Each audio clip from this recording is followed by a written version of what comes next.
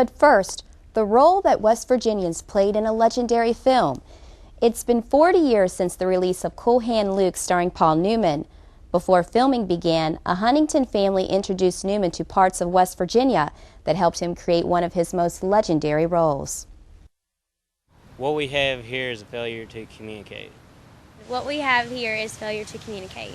What we have here is a failure to communicate. Failure to communicate. Failure to communicate. Do you have any idea what that's from?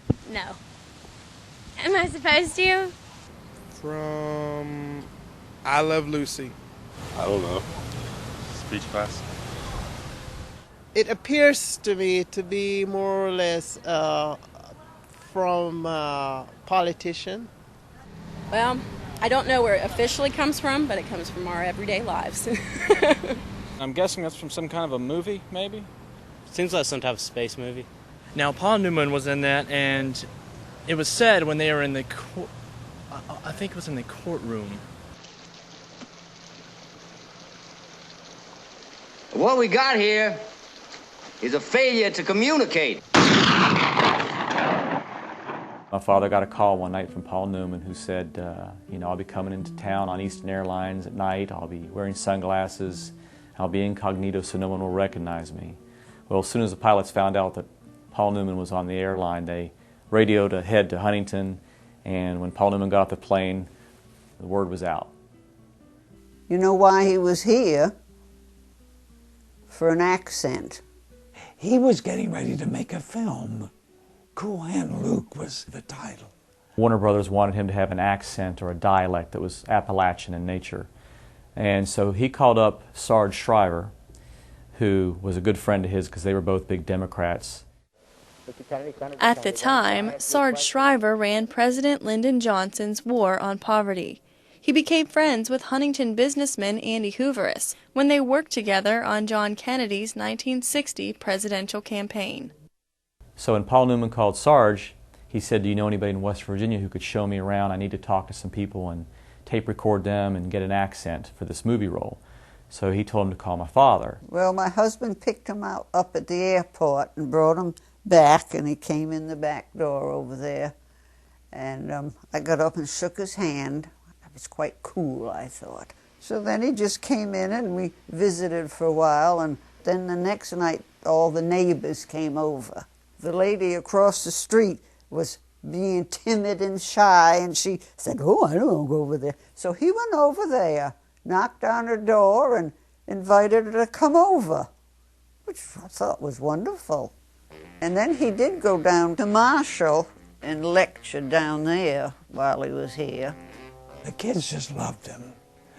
He talked to them about theater and about his own career. But eventually, he asked them questions, and they responded.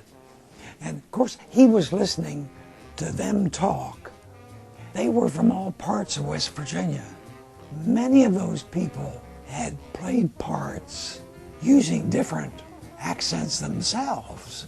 So they knew what he was doing. He would want to know what plays they had been in, what parts they played, anything to get them to talk. And that he did. During his days on the road with Andy Hooverus, Newman talked with about 20 people in Cabell, Wayne, and Lincoln counties. He also collected what he called valuable information on the people and areas he and his guide visited. One of the days they went out to Wayne County and met a political friend of my father's, A. James Manchin. Manchin introduced Mr. Newman to a lot of different locals, and he got to talk to them. His character was supposed to be from Appalachia, so I'm sure he studied many of the aspects of people around here, not just the way they spoke, but their social attitudes. He probably talked to a lot of people who were poor. They probably talked to him about their problems. And he absorbed some of that, of course, because that's the way people lived here. And that's what he was after, trying to find something about those people. Jack Hooverus has written about Newman's stay with his family in Huntington Quarterly magazine. My dad told me that Paul Newman had a great sense of humor, talked politics a lot, and he also told my father that He was very excited about the script for Cool Hand Luke because it was very unusual and the best script he had read in years.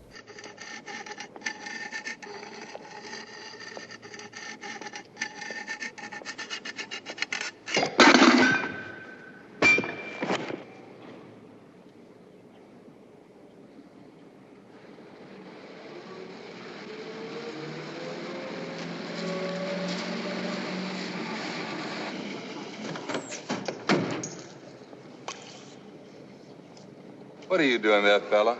In 1930, the motion picture industry adopted a code defining perimeters regarding film content. West Virginia filmmaker Steve Schmidt says Cool Hand Luke premiered on the eve of the industry's decision to abandon the code. One of the most important rules they actually specifically spelled out was evil must not be allowed to triumph. It must always be punished and good must always prevail. And up to a certain point, the criminals had always had a mean streak, but they always paid for it in the end.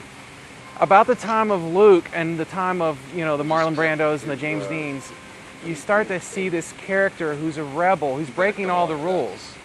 But it's hard to call him a criminal. He just does it his way. He's free.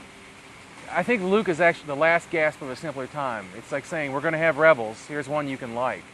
It says here that you did real good in the war. A Silver Star, Bronze Star, a couple of Purple Hearts. Sergeant. And come out the same way you went in. Buck Private. Like I was just passing time, Captain. I love the film because Paul Newman's character is one that's such a free spirit. He can't be held down even though he's in prison. It was a great performance. It was heralded by many critics. It'll always be one of my favorite movies. Somebody say something? No, I didn't say nothing, boss. What we got there? You got a Lucas Jackson.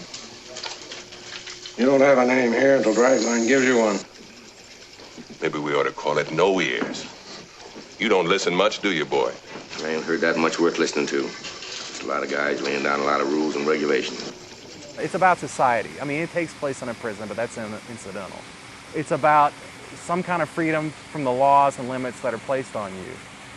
That no matter how hard you work, you're still going to end up at the bottom. You're still going to end up used and spent. And Luke, in whatever arena of his life, doesn't believe in any limits whatsoever, any restrictions whatsoever. And he's going to push them. And if they push back, he's going to push harder. Yeah, well, the man wants speed, let's just give it to him. Ram it in, break it off. Yeah. Go hard. Yeah. What are we racing for? Want speed? Give it to us. All right. Use that shovel like it was your spoon. Our leaders used to be the followers, the people who listened, the people who followed the rules. Suddenly our leaders are going to be the ones who are going to step out of society, the ones who can probably push it farther. You don't know whether to smile, spit, or swallow.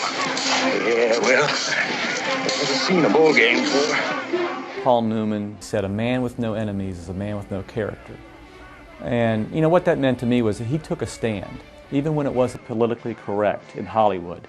And he didn't care, because he thought he had a bigger responsibility, I think, than to just say what everybody wanted to hear. He was a very defiant, independent person in the movie, and I think people in West Virginia are very independent people. There are a lot of independent people here. A place that, yes, you're an outsider if you're different, but then we're all outsiders from here, You're a little tolerant of that kind of behavior. You're gonna get used to wearing them chains after a while, Luke. Don't you never stop listening to them clinking. Because they're gonna remind you of what I've been saying. For your own good. I wish you'd stop being so good to me, Captain. Don't you ever talk that way to me. Never! Never!